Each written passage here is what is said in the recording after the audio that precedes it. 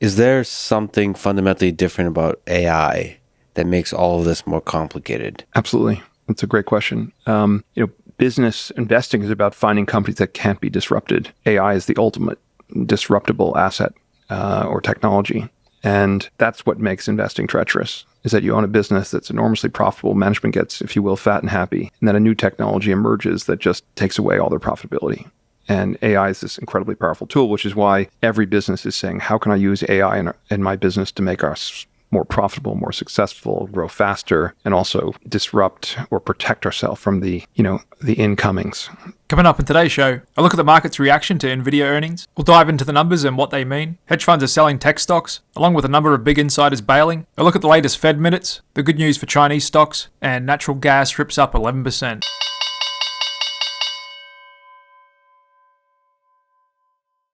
Hey, what's up guys? Welcome back to the Click Capital Daily Market Review. And we just got Nvidia earnings out as I speak, literally just a couple of minutes ago, and we are ripping higher, currently trading just above $7.20 a share. However, it's still very early days. Anything could happen from here. As expected, they beat Wall Street analyst expectations, reporting earnings per share of $5.16 compared to the consensus estimate of $4.59. Revenue came in at $22.1 billion, which was also higher than analyst expectations of $20.4 billion. The outlook was also strong. For the current quarter, Nvidia provided a revenue forecast range with $24 billion at the midpoint. That's also above the consensus of $22.2 billion. And so far, the market appears to be liking that. Just going out to the daily chart, we did fall 2.85% in the regular session, briefly getting down to 665. Before we had a bounce, we retested there in late afternoon trading and then rallied up into the close, and so far so good. However, what we're seeing now and where we open tomorrow could be two different prices. But so far the initial reaction looks to be well within what the options market had been forecasting. Did expect a range of about 9-10%, which was 745 to 620. We're currently trading around here, 720 at the moment. So where we are now looks like the option dealers have won again in selling premium. Anyone that was short a straddle or strangle should be in the money if we open lower than 740 tomorrow. And all those billions of dollars going long premium, probably going to wake up to a big IV crush. And what a monster day of trading it was. A bit over $37 billion worth of Nvidia shares traded. That's almost double of Tesla. And a huge $2.4 billion worth of notional call options. Exactly double the amount of put options traded. And just going back to the 1 minute chart after hours, currently trading 713 as I speak. And stick with me throughout this video. I'll come back to it and let you know what sort of price action we're getting after hours and where we may end up opening tomorrow morning. However, currently as we speak, we're up 6%. And we had been selling off the last 3 days after we got up to almost 750. Looked like the market had already let out a bit of hot air after this huge run up we've had so far this year. And so far we're not having a huge reaction given how much volatility and participation has been in this stock in the last couple of months. One stock that had a huge amount of volatility today, one of the biggest cybersecurity stocks in the world, Palo Alto Networks, $82 billion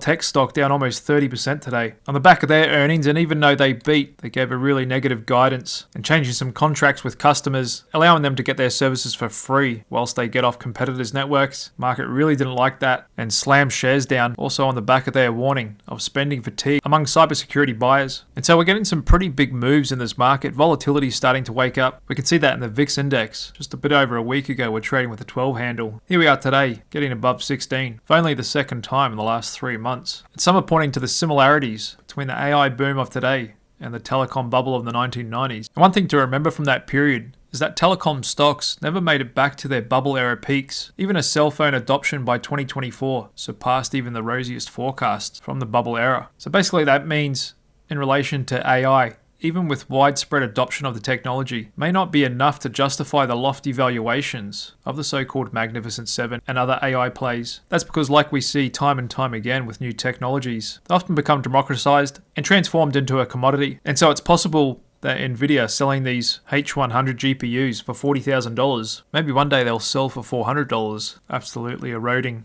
their profit margin. Not to mention they'll probably be competing against 100 other companies doing the same thing. And maybe that's why we've got hedge funds cutting exposure to the Magnificent Seven stocks. Not to mention we've got some really big insiders from those Magnificent Seven stocks, like Amazon's Jeff Bezos, selling billions of dollars worth of shares. 8.5, that's a huge sale. 50 million shares he sold this month. And it was initially reported he planned to sell these 50 million shares up until January next year. And so it looks like he rushed that sale through the market maybe taking advantage of this really good price run it's been on the last 6 months. And this just comes after news of Amazon replacing Walgreens in the Dow Jones Industrial list of 30 blue chip stocks. Not only that, we've got other big tech companies with key insiders offloading, like the CEO of Alphabet, Google, Sundar Pichai, just this year alone, offloading $10 million worth of shares. Not to mention Mark Zuckerberg of Meta Platforms, offloading hundreds of millions of dollars worth of his shares this year as well, after his stock has been on a huge rip the last year. We've got a bunch of directors on the board offloading Nvidia shares these last couple of months as well. CEO Jensen Huang hasn't done any selling since September last year. However, he does have a history of offloading shares shortly after earnings release, especially if you get a big pop. He normally takes advantage of those high prices. We also just saw the vice chairman and president of Microsoft just a couple of weeks ago offload $20 million worth of stock. Also seen some really big insider stock sales in Netflix this year, including from Reed Hastings, who was the executive chairman and been heading up Netflix. Same deal on the hottest stock this year, Super Microcomputer. Seen members on the board offloading sizable chunks of shares into this strength. So we're seeing some huge selling by corporate insiders of these large tech stocks into this stock price strength, but we're also seeing a huge amount of overall selling by all corporate insiders in the market, with one of the biggest gaps we've seen in a while yesterday between the amount of corporate insiders buying versus selling, coming in at 277 sales versus 51 purchases. And corporate insiders have not been buying this market this year. They've been doing significantly more selling. And just going back to Nvidia, currently trading at 722, up 7% after hours. And just looking at the options market in Nvidia today was absolutely mental. The amount of volume being traded and the options expiring this Friday. It's the weekly series, and mostly in call options as well. You can see around at the money, certain strikes like 680 had 22,000 contracts traded today. 700 had 33,000 contracts traded. The 800 call strike had 34,000 contracts traded. 900, 15,000. And would you believe it? People were loading into the $1,000 call strike options expiring in 2 days. 18,000 contracts traded in the 1,000 strike. And even more ridiculous, the 1,200 strike. 6,800 contracts traded. And the most ridiculous of them all, the 1,300 strike, 56,000 contracts traded. So there were some people punting on some ridiculous moves out of this earnings. And all those option dealers who delta hedge their positions, selling these call options for crazy IVs like 320%, will have absolutely cleaned up on this trade and the hype around it. Like I said yesterday, so many people banking on it, going one way or another. They were most likely going to get disappointed. However, that's not to say we can keep rallying higher from here.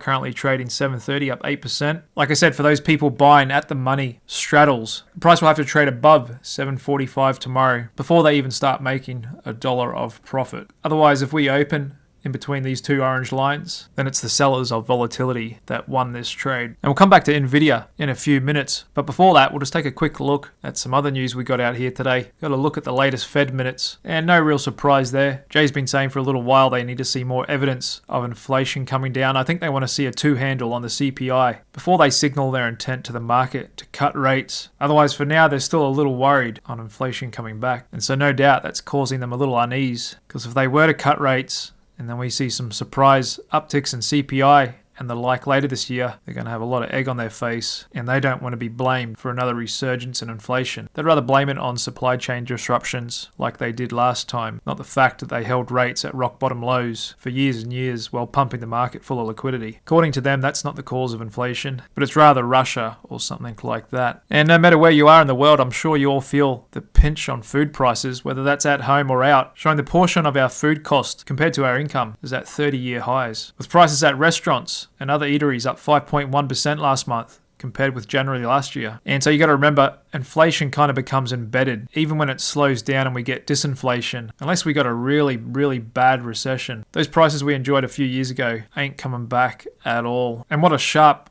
rise it's taken in the last couple of years since COVID. The percentage of our food spending against disposable income currently above 11%. And just looking at the absolute change in prices since January 2020, a couple of months before COVID lockdowns, got groceries and dining out 25% higher in that time, whereas most people's wages and salary hasn't even grown half of that. And so unlike the stock market, the bond market has been pricing in higher for longer. Everyone was getting their hopes up the Fed would cut rates 6 times this year. Doesn't look like that's going to happen. And even though a long-term structural problem, we're already seeing signs of weak demand for treasury bonds, with the US government having to issue a record $1.9 trillion this year to fill the gaps in the budget, as the government's been on an absolute spending binge, which is at an unsustainable rate, and that could be spooking the bond market a little bit. And we saw that today with Treasury's $16 billion auction of 20-year notes produced very ugly results, with dealers stepping in to take a higher than average 21.2% of the sale. And we can see that in the price action. The US government bond 2-year yield holding strong here just below 470. There's a 10-year at 431 and a bit of a stronger short-term trend again. Further out we go in the curve. Here's the 30-year yield trading just below 450, and that's keeping the pressure on bond prices here still in this short-term downtrend. The most hated asset in the world just got some good news. It's Chinese stocks, with China's securities regulator prohibiting major institutional investors from reducing equity holdings at the open and close during trading days. This comes on the back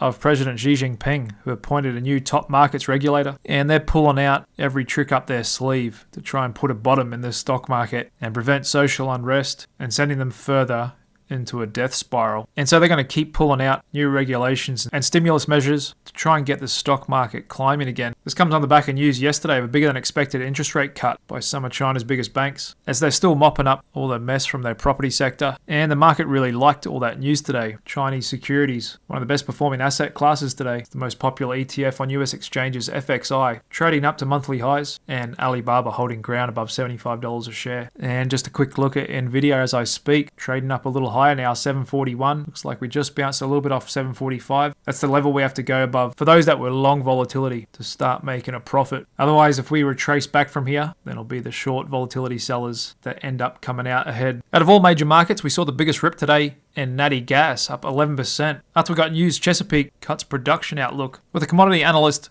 saying soaring production and mild temperatures have allowed prices to plummet under $2, and with short-term temperature forecasts predicting warm weather dominating most of the eastern US and dampening heating demand, more producers will need to announce similar cuts to keep the upward trend alive. And there's a look at the daily chart of natural gas futures. Always very volatile, super hard to trade. This thing can just keep going, and then all of a sudden make sharp U-turns, and that's what we've seen today and yesterday, with some big moves up off this bottom around $1.50. Our crude oil remains much more subdued, kind of stuck in a holding pattern now, around $78 a barrel. Similar deal to gold, just seems really sticky around $2,000 an ounce. And there's a look at Fed fund futures, slightly increasing the chance the Fed will stay on hold even in June, now giving that a 30% chance. And the terminal rate for this year, now sitting at 4.25. Only a few months ago, market was thinking the Fed would get down to 3.5 this year. Fear and greed index seems permanently stuck in the greed and extreme greed zone. It's been there for months now. And just looking at a 5-minute chart of the Nasdaq triple Qs after hours, we're currently trading up 1% here. Got the dollar index still having a little bit of a pullback, and Bitcoin consolidating below 52,000 a coin. There's a look at the semiconductor ETF, up 3.5% after hours,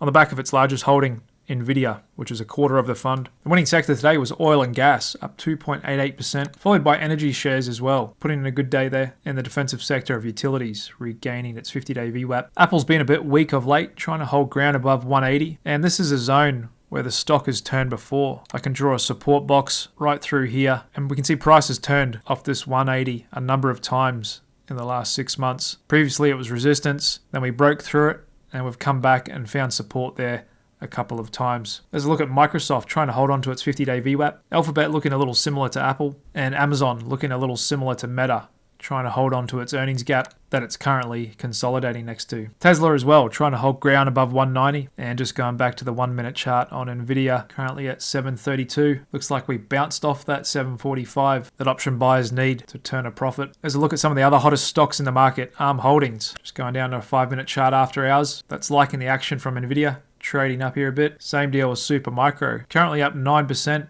after hours. And so like we said, the price action in Nvidia spilling over to the rest of the market here. Same with Palantir, up 3.7% after hours. There's Taiwan Semi and AMD as well. There's a look at Warren Buffett's Berkshire Hathaway, currently trading at all-time highs above $400 a share and just below $900 billion market cap. We may see it hit $1 trillion market cap for the first time ever this year. And then just looking at some of these other hot stocks we've had of late, DraftKings came off a bit today. CrowdStrike down on the back of Palo Alto. The whole cybersecurity sector down. Vertiv down a bit off their earnings. And same with other hot stock. Wingstop finished a bit lower on the back of its earnings. And JP Morgan once again breaking out to new all-time highs. Alright guys, there we have it for today. Just looking at Nvidia trading after hours here. Still got a couple more hours left in the post-market session. That trades from 4 p.m. to 8 p.m. New York time. Then we open up again at 4 a.m. New York time in the pre-market session. Trade for 5.5 hours before we open at 9:30. So a lot can happen in that time. We could easily take out 745, and just as easy, we could retrace back down to 680 around where we closed. No doubt this is going to be well traded right into the close, and it'll be really interesting to see what sort of moves we get tomorrow off the open, and more importantly, where we finish on tomorrow's close. Going into the end of the week, this could set the tone for things to come for a few more days and even weeks yet. But at the moment, not a huge reaction, less than what the options market had predicted. But like I said yesterday, the option market always overcompensates a little bit to account for the risk. So that's all I got for you today. Thanks very much for tuning in to the Click Capital Daily Market Review and hitting that like button. Feel free to drop a comment with your thoughts